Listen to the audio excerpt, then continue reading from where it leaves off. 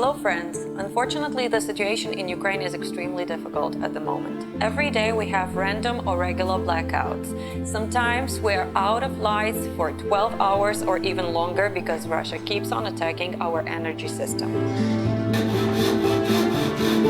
It's very hard to work under these circumstances, but we do.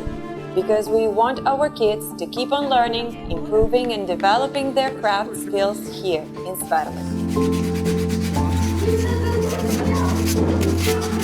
Right now we really need a charging station to work with power tools even when the electricity goes off. We really hope for your support and your donations, and we know that good always triumphs over evil.